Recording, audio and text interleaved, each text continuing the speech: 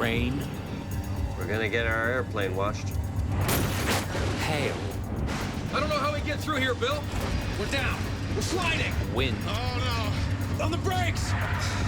In a heartbeat, He's gonna crash. bad weather can turn an ordinary flight into a fight for survival.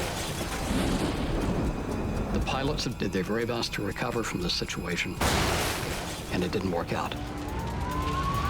The right information, the right equipment can be the difference between life and death. All 4 engines have failed. In a constant battle between the planes we fly and the weather that batters them. Brace for impact!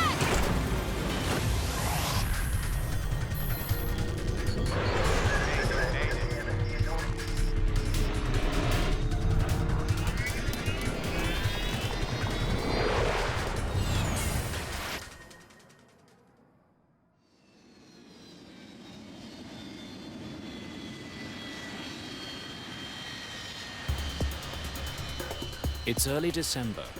A massive winter storm is pounding the eastern United States. Well, this is a pretty interesting weather pattern we have for this time of year. We're getting a mixed bag of precipitation and weather across the eastern United States.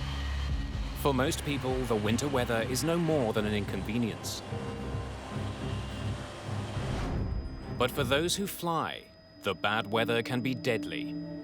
A Continental Airlines commuter plane with 48 people aboard crashed into a home in suburban Buffalo. No survivors. 1 person on the ground also killed.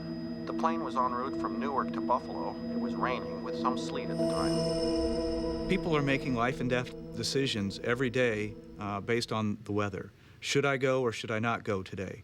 And once they're up in the air, how am I going to make a decision in the next 5 minutes that's going to keep myself, my passengers, or my aircraft out of harm's way? On this day, flights from New York to Houston have been delayed and cancelled. Thousands of travelers are affected. That's largely because the people in this room have decided that it is unsafe for pilots to fly in this weather. Our mission here is to provide safety and safe flying. What's happening now, it's an existing condition, so... It's like some discrete supercells in there. This room is every pilot's first line of defense against getting caught in a storm. It's the federal government's Aviation Weather Center in Kansas City, Missouri. 24 hours a day, 7 days a week, the meteorologists in this room scan the skies across the United States for the kind of weather that can bring down a plane. The storm they're tracking today is just that kind of weather. What we're monitoring is a lot of severe weather in the Carolinas and continuing to get severe thunderstorm warnings and tornado warnings there. The meteorologists have detected thunderstorms moving towards Atlanta, Georgia. They've warned pilots and air traffic controllers of the looming danger. The result is immediate. So you had planes that were on the ground that could not take off. Then you had planes that were arriving that were unable to land. And then you have to factor in that they were going several hundred miles around this line of thunderstorms. The meteorologists will track this storm throughout the day. They know weather can change in an instant. So they're not just tracking storm systems, they're also trying to predict where new storms are going to develop. We've got to keep our eye on every hazard and always be prepared for it to pop up. Today, the people who work here also have to find a way to keep planes out of the storms that are rolling through the south. As traffic managers, we need to work with the FAA in routing safe routes for aircraft to go around those thunderstorms because they just can't go through them or over them.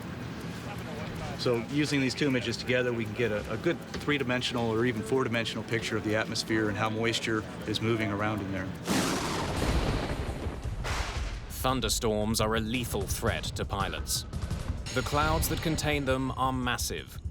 They're usually much too tall to fly over, and the weather inside them can be treacherous. In no instance does any aircraft want to go into a thunderstorm. Lightning strikes, hail can certainly damage the airframe, and in the extreme cases, there can be so much liquid precipitation in that thunderstorm that it'll cause a jet engine to flame out. The meteorologists here understand the danger of thunderstorms, and one devastating crash has taught them much of what they know.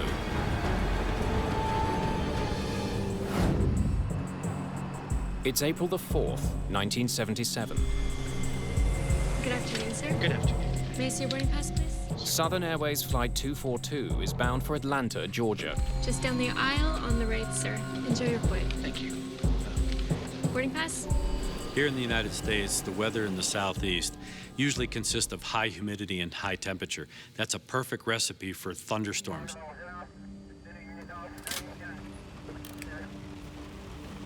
It was raining in Huntsville, and they said, oh, it's going to be some bad weather, don't serve. So we did not serve from Huntsville to Atlanta, which is a very short route, and we were delighted not to be serving. Aircraft dispatchers provide flight crews with pre-flight weather information. Looks like you guys got a good one coming. Sure thing. Have a good one. That weather was 2 hours old. It was no longer updated. I was a little surprised that we took off when we did. I really thought we'd taxi out to the end of the runway and hold for a while because the weather looked so bad. But we taxied out and immediately took off.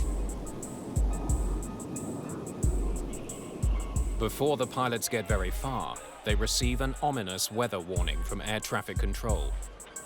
Southern Airways 242, I'm painting a line of weather which appears to be moderate to possibly heavy precipitation. Starting about 5 miles ahead. Okay, we're in the rain right now. It doesn't look much heavier than what we're in right now, does it? Back in 1977, pilots were more reliant on their own skills, abilities, and knowledge than they were on air traffic control. In this particular instance, they had onboard weather radar. I can't read that. Just looks like rain, Bill. What do you think? There's a hole. There's a hole right there. That's all I see. Pilots use their radar to avoid bad weather. They stay away from regions that are illuminated on the display screen. Coming over, we had pretty good radar. I believe right straight ahead. There. The next few miles is probably the best way we can go. So between that information and looking out the window, they were able to make what they believed were the right decisions about traversing the weather. As the pilots of Southern Airways Flight 242 attempt to carve a path through the thunderstorms, they encounter a wall of storm cells. It looks heavy. Nothing's going through that. The storm closes in on the aircraft. That's a hole, isn't it? It's not showing a hole, is it? The gap between the thunderheads the pilots thought they had seen on their radar no longer seems to exist. Pilots don't like thunderstorms in any way, shape, or form, only because it poses a threat to the safe operation of the airplane. Because of the high velocity winds, the potential for hail, wind shear, that all has a dramatic effect on the capabilities of not only the pilot, but of course the aircraft as well.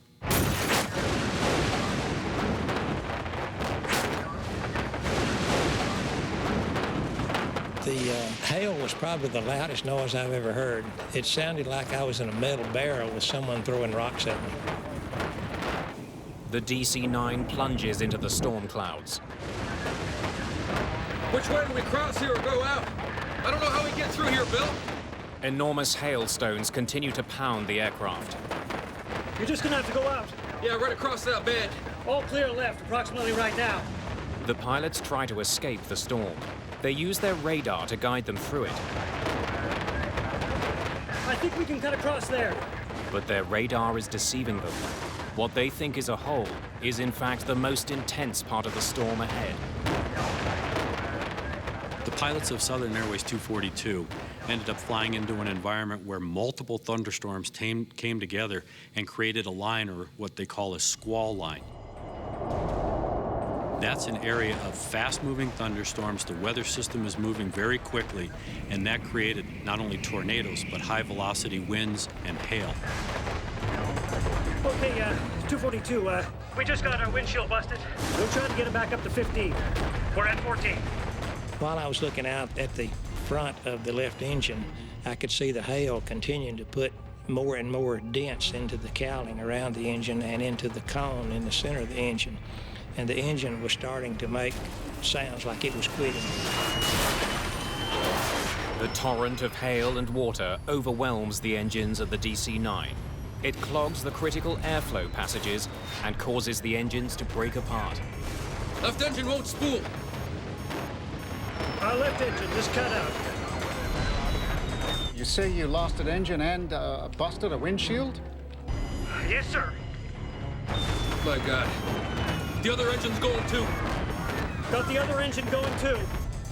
Southern 242, say again. Stand by.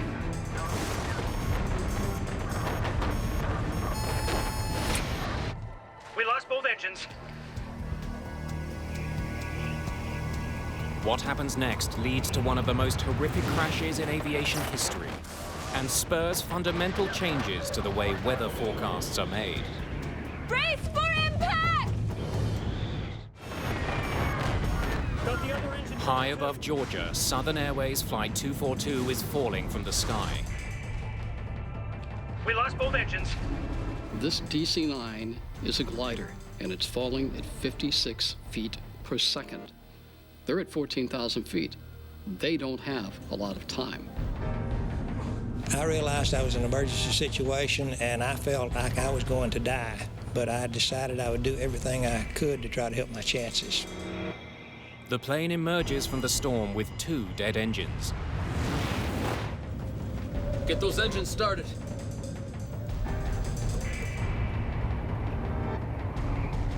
Bill, you have to find me a highway. Let's get the next clear open field. No, Bill. Lyman Keel is a young man who has just come back from the proving ground of Southeast Asia, where he was a naval aviator.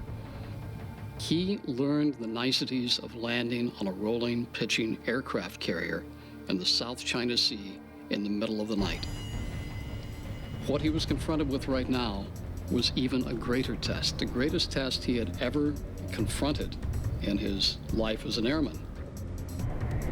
Flaps. They're down to 50.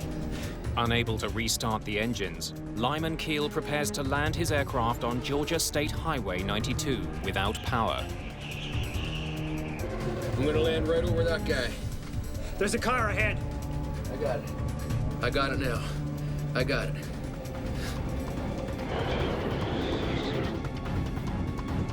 Brace for impact!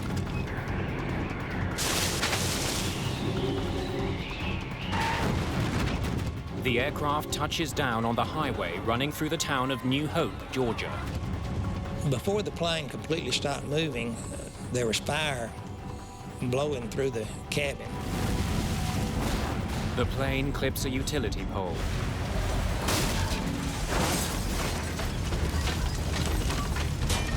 And slams into a gas station. Where I found myself after we woke up, sort of indescribable. And I could see a crack of light, and I thought, I'm going through that crack of light, come hell or high water.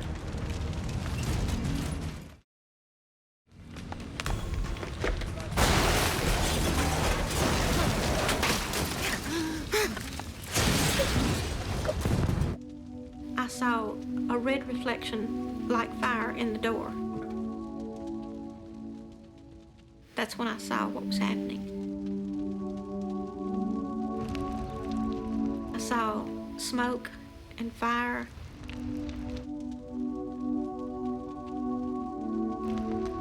And the people that were coming toward me, they weren't screaming, they weren't yelling, they were quiet. I got back to the kitchen and I was just circled by people. They knew they were in a house, and I guess they felt safe, and they needed somebody to help them.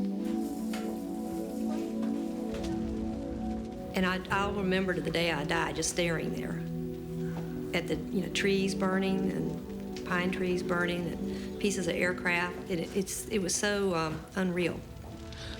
22 people survived the crash of Flight 242. 72 people were killed. Southern Flight 242 crashed after the DC-9 jet lost power in both engines. The tragedy involving Flight 242 was avoidable had the crew been provided up-to-date weather information when they were in Huntsville. Had they had an understanding of the area of thunderstorms, how they were starting to come together, and how it was going to affect their route of flight, they probably either would have found an alternate place to go or they would have stayed in Huntsville. The importance of timely weather information makes the Aviation Weather Center critical. After Southern Airways 242 crash in 1977, the NTSB, after their research, came out with two recommendations.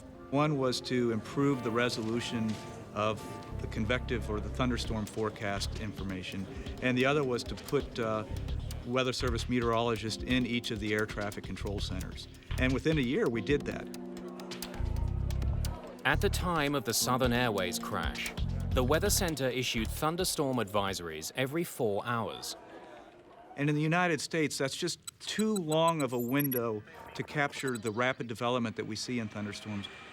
So what they recommended, and which we have done ever since, is communicate to controllers and to pilots that are en route every hour, and if need be, we can do it in between those hourly observations if conditions are developing fast enough. As a result of the crash, the Weather Center created a new position: a meteorologist who does nothing but monitor the skies above the United States for thunderstorms. On this December day, the meteorologists tracking thunderstorms are very busy.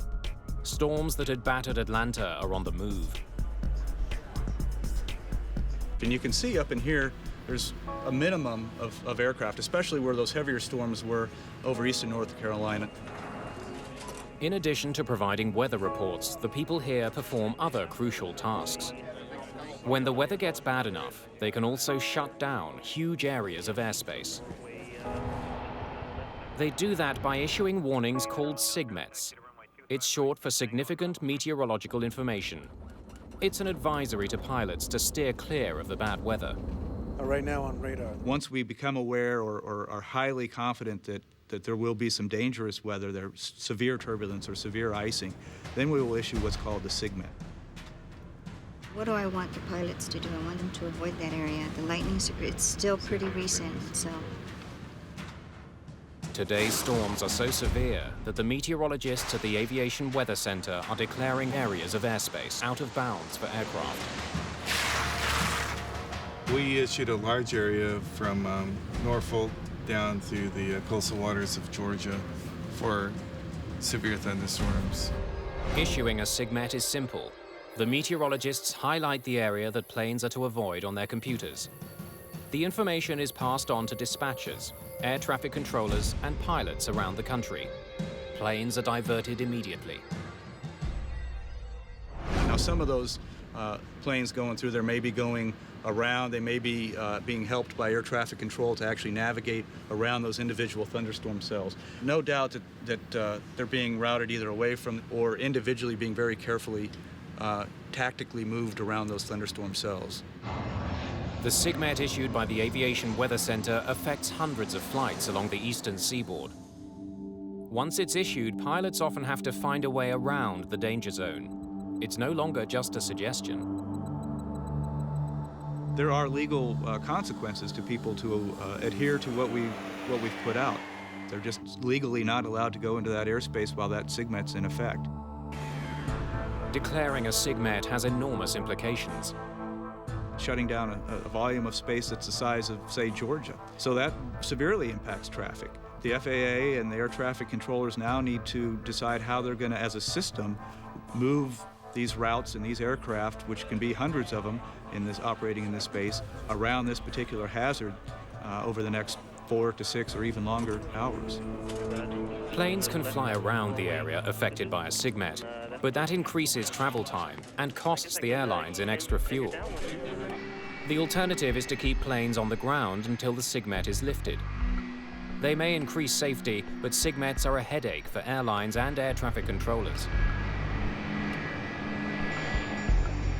It averages out about 7,000 planes to 8,000 planes at any moment being managed. And so when you start shutting down large areas of airspace, which we certainly can do on a very active thunderstorm day, it leaves very little operating room for air traffic controllers to put planes through.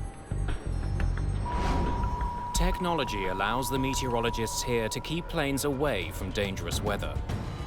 But in aviation, some of the most dangerous weather is all but invisible.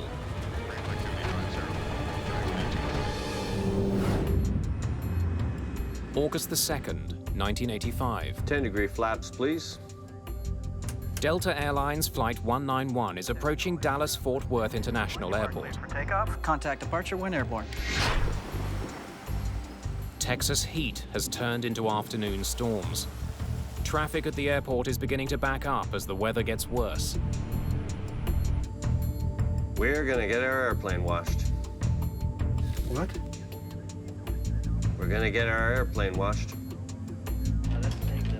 Nothing seemed unusual other than the fact that we were starting to get busy and aircraft were starting to pile up.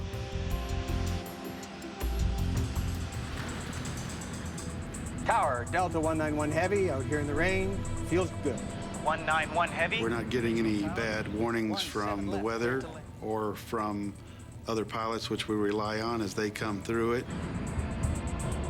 As the pilots of Delta 191 prepare for landing, the rain begins to fall harder.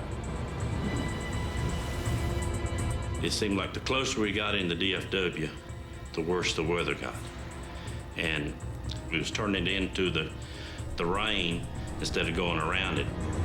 At the foot of the runway, one of the most ferocious types of storm clouds stands in their way. Before landing check.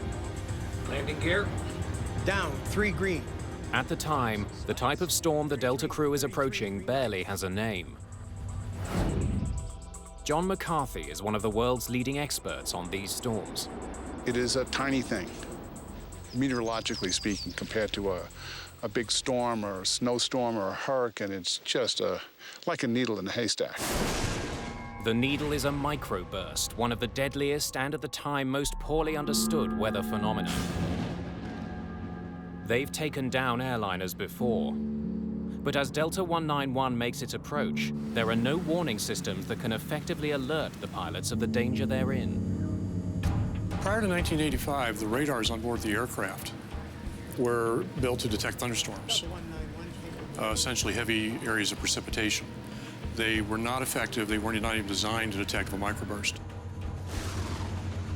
If you're at the kitchen sink and you turn on the water and it goes straight down and it splashes out in all directions. And that's kind of what a microburst is, except that it is extremely bad news if you're an airplane flying through it.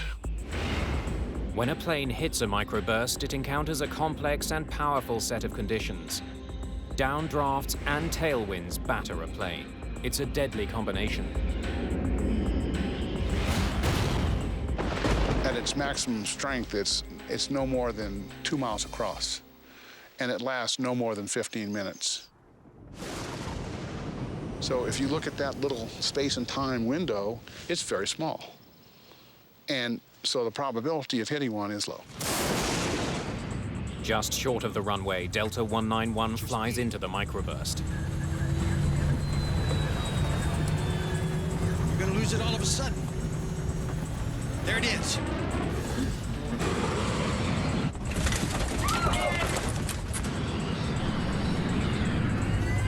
Push it up. Push it way up. Way up. Way up. Way up. I pulled my seatbelt tight as I could, but at the same time, you could hear a pin drop. Nobody was talking. Hang on to the son of...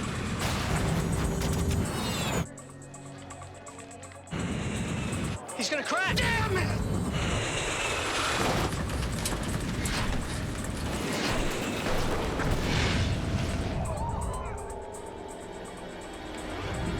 The pilots of Delta Flight 191 did their very best to recover from this situation, and it didn't work out. I must have caught sight of him just at the last millisecond, and he cartwheeled into the tank in just an instant, and then, of course, there was fire, not a ball of fire, but a wall of fire. It seemed like it was only a few seconds, 5 seconds at the most. I don't know how long it was. Everything was stopped. Then all of a sudden you look up and it's just nothing there. Everything's gone. You just see the whole big picture outside. Like the plane just opened up.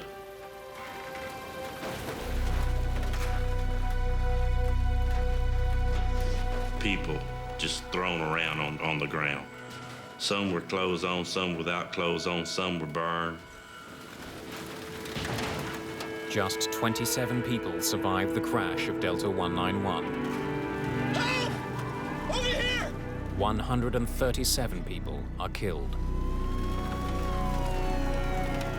I had seen death before as a medic in Vietnam, but it had never been aimed at civilians, and certainly not on a mass casualty situation, and certainly not this suddenly.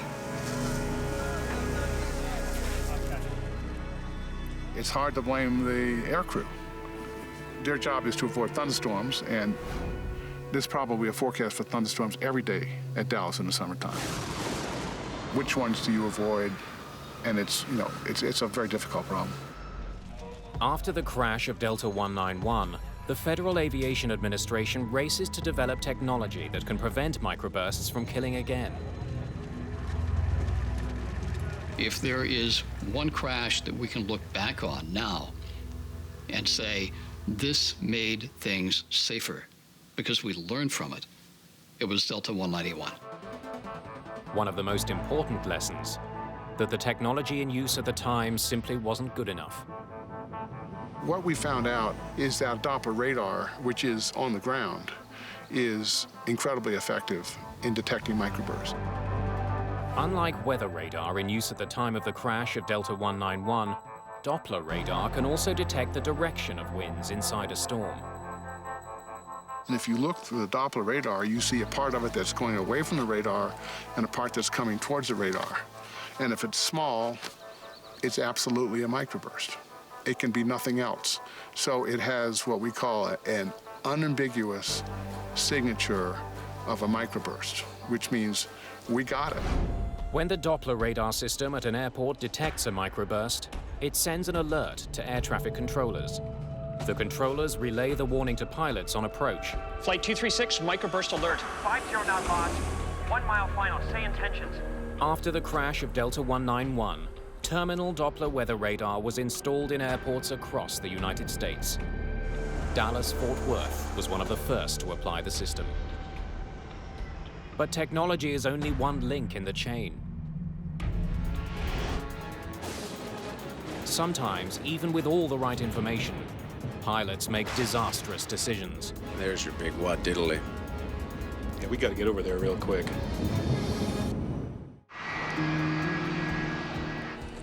This December day's been a long one for thousands of airline passengers across North America. A winter storm is moving across the southeastern United States. The meteorologists at the Aviation Weather Center have shut down a large area of airspace.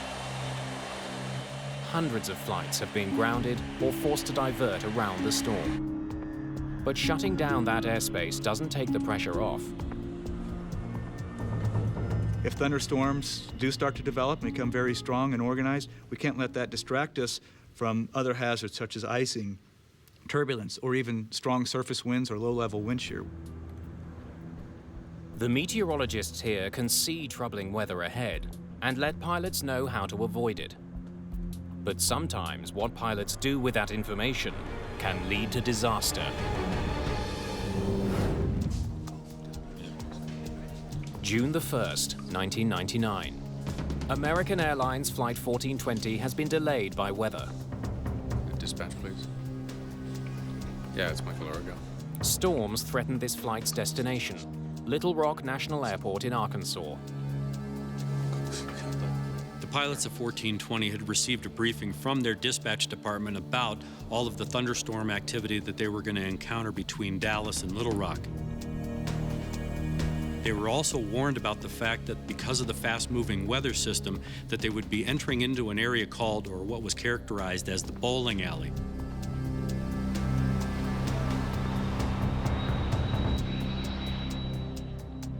Two hours behind schedule, the pilots decide to make the flight.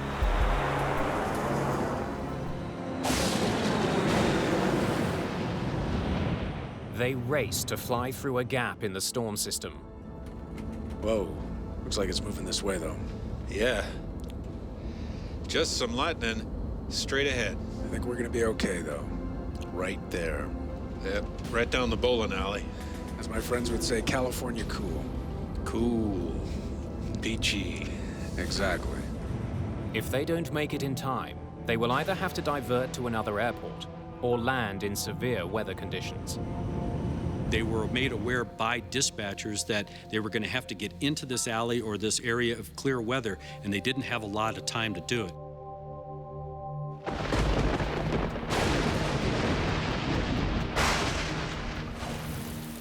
But as they near the airport, the weather gets even worse.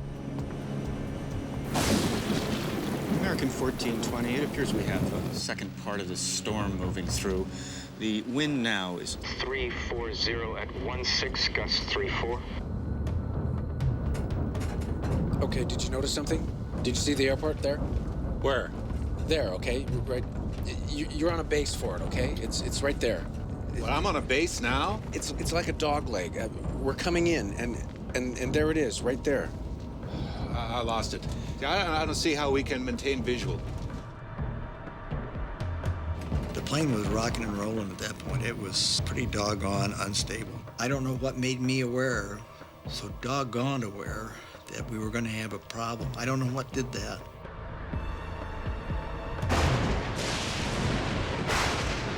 One of the things that we analyzed was a statement by the captain that was recorded on the cockpit voice recorder. See, I hate droning around visual at night in weather without having any clue where we are. It gave us an indication that they didn't have situational awareness. They didn't really understand the gravity of the environment that they were flying into. American 1420, right now we have heavy rain on the airport. I don't have new weather for you, but visibility is less than a mile. And the runway 48 RVR is 3,000. As the pilots of American Airlines Flight 1420 attempt to land, visibility has been reduced even further. The wind's now 350 at 30, gusts 45. Can we land? 030 at 45, American 1420. 3,000 RVR, we can't land on that. No, 3,000 if what you do look we at... need? No, it's 2,400 RVR. Okay, right. Yeah, we're fine. The stress level of a pilot increases, especially in an environment where there's thunderstorms, only because multiple decisions are having to be made in very short periods of time. 15. Landing gear down. And lights, please. The pilots could divert to another airport, but they decide to attempt the landing. Air traffic controllers have detected a dangerous crosswind on the runway. Wind shear alert. Center field wind 350 at 32, gusts 45. North boundary wind 310 at 29. Northeast boundary wind 320 at 32. 1,000 feet. 20.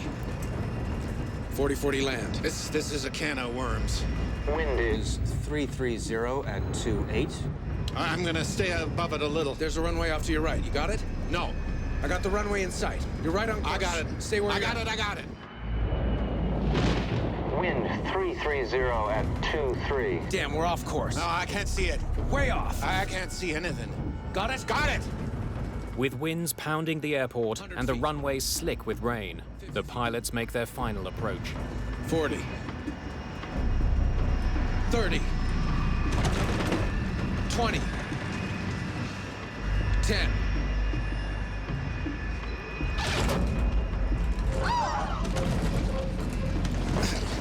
We're down. We're sliding. Oh, no. They lose control of the aircraft as they speed down the runway.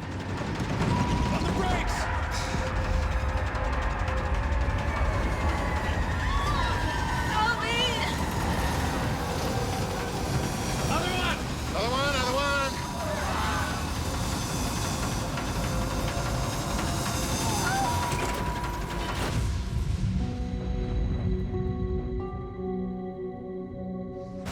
The plane runs off the end of the runway and crashes into several steel columns.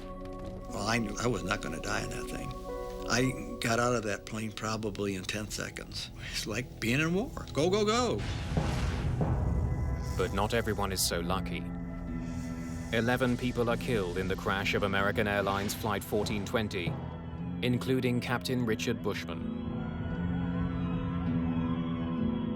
Did they really know what they were getting themselves into? That was a key point for us as investigators. They went into an environment that was detrimental to their safety. The National Transportation Safety Board rules that the pilot's decision to land at Little Rock Airport was the primary cause of the accident. On the day of the crash, the pilots of Flight 1420 had to rely on controllers to relay information about conditions on the runway.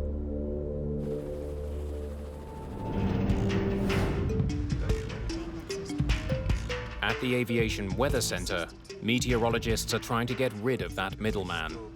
We can provide a picture right in the cockpit, and the pilot can navigate looking at a picture as opposed to trying to translate some words that they've heard read to them over a radio. They can see what the hazard's going to be in relation to aircraft and start making decisions immediately, as opposed to decoding, drawing where that hazard is, thinking about where they are in relation to the hazard, and then trying to make that decision. It will speed up the process. Throughout the day, meteorologists in this room have been tracking a band of fierce thunderstorms in the southern United States. Those storms are beginning to die down. Meteorologists have started to reopen airspace they had previously closed.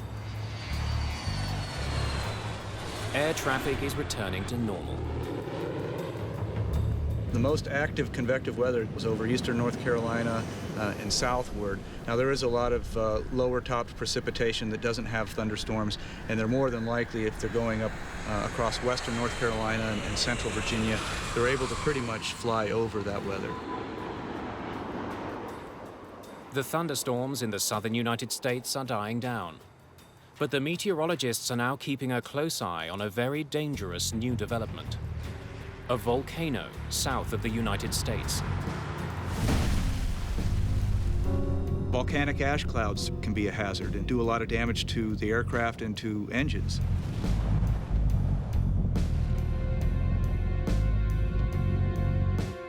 Nolan Duke is tracking weather over the Gulf of Mexico.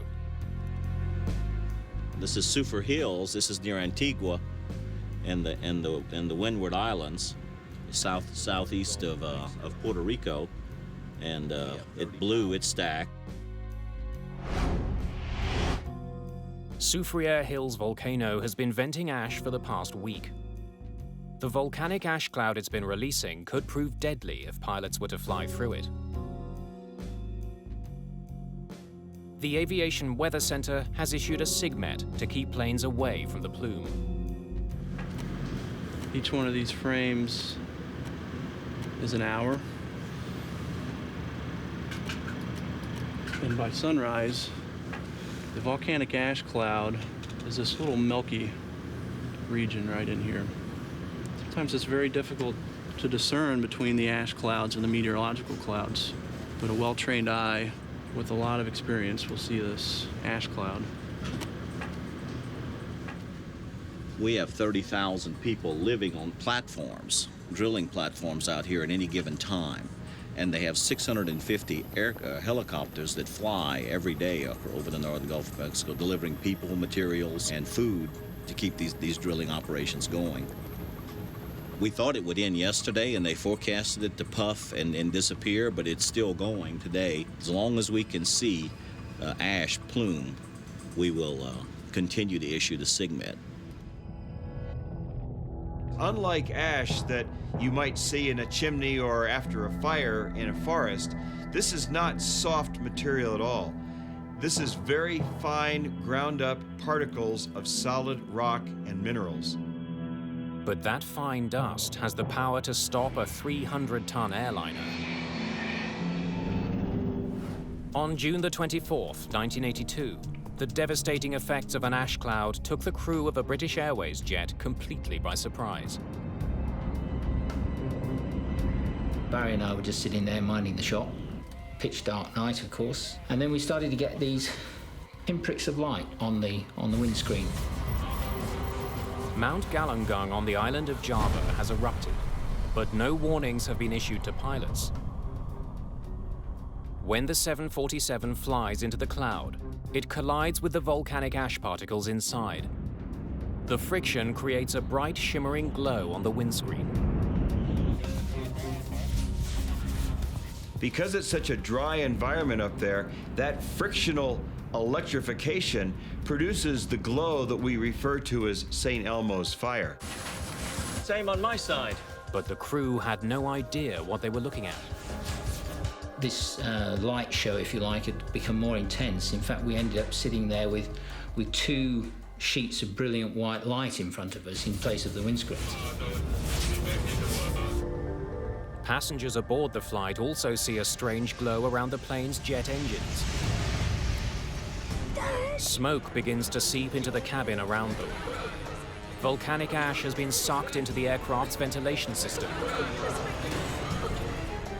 With ash particles clouding the cabin and the aircraft lit up, the volcanic cloud deals its most deadly blow. Engine failure, number 4. Fire action, number 4. The ash has snuffed out one of the jet's 4 massive engines. Closed. Start lever. Off. There were huge flames coming out of the back of the engines, 20, some people said 40 feet long, shooting out of the back of all the engines. Is it going to penetrate from the outside of the aircraft? Is it going to come into the cabin? Are we going to burn to death? Are we going to choke to death on the smoke?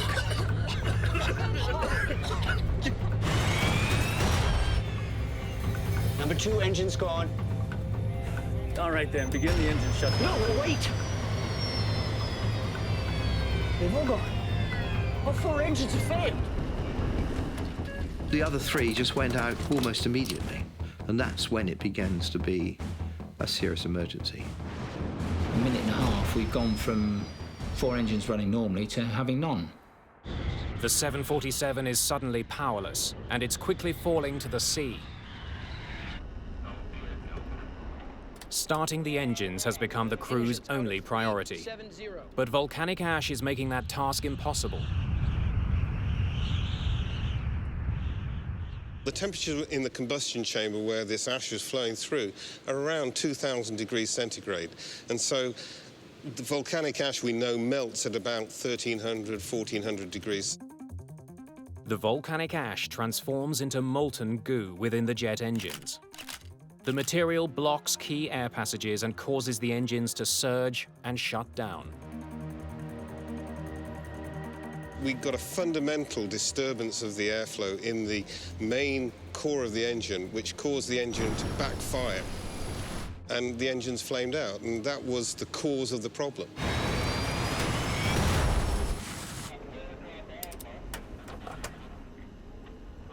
Roger, declare emergency. Mayday, Mayday, Mayday, Speedbird 9. We have lost all 4 engines out of 370. Without the engines, the 747 begins to fall from the sky. At an altitude of 35,000 feet, the pilots have less than half an hour before their aircraft will crash into the Indian Ocean. All right, begin restart drill. Set. Battery. Check. On. The standard restart drill takes 3 minutes to complete. Anything? Anything? No. Again. All right then, from the top, battery. The crew will have fewer than 10 attempts to start the engines. Fire switch. In. British Airways Flight 009's dead engines are having an effect inside the cabin. The engines usually maintain air pressure. Without them, the pressure is dropping. Passengers are having difficulty breathing. Breathe normally, Mum, not deeply. Standby power, open. Crossfeed valve, in. Fire switch, closed. We hadn't had any success with the drill at all, despite all the efforts we were putting in, but it was the only thing we had left to cling on to, so that's what we did. From the top again, battery, check, on. Standby ignition on, start lever on. All right, are we getting something? It's not starting. I knew it was so difficult to land aeroplanes on the sea, even when you had everything going for you. And I thought that, well, we haven't got much going for us here. I'd never done it before. Ladies and gentlemen, this is your captain speaking. We have a small problem. All 4 engines have stopped. We're doing our damnedest to get it under control. I trust you are not in too much distress. All right, from the top then, battery. Check. On. Standby power. On. Start lever. Well, anything? No. All right then, from the top again, battery. We had very few chances left of starting the engines before having to turn out to sea again, because we wouldn't have been able to clear the mountains on the south coast of Java. Then, with just 12,000 feet separating British Airways Flight 009 from the ocean, Fuel pressure. engine number 4 roars to life.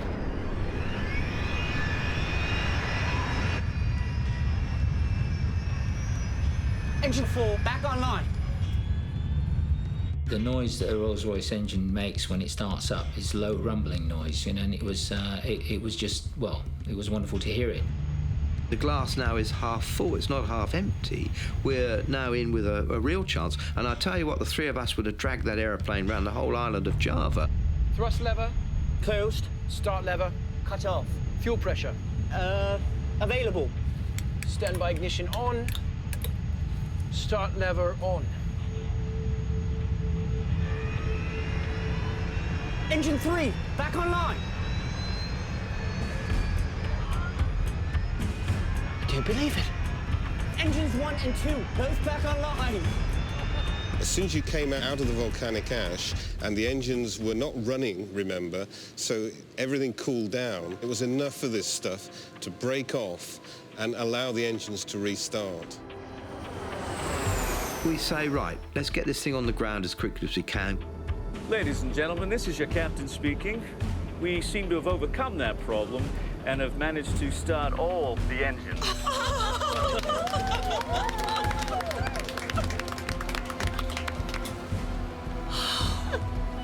We are diverting to Jakarta and expect to land in about 15 minutes. British Airways Flight 009 landed safely. No one was injured, and an important lesson was learned. We have learned quite a bit, and we've incorporated this learning into pilot training. Pilots now, for example, know what signs to look for. After British Airways Flight 009's emergency landing in Jakarta, communications were improved between the geologists who watch volcanoes on the ground and the pilots who must avoid the ash clouds. During the day, they are plainly visible to pilots. And then at nighttime, they're relying a lot on their onboard radars, and that's not going to detect volcanic ash. Anything on the radar? No. So they're completely blind to it, and they just blindly fly right into the ash cloud.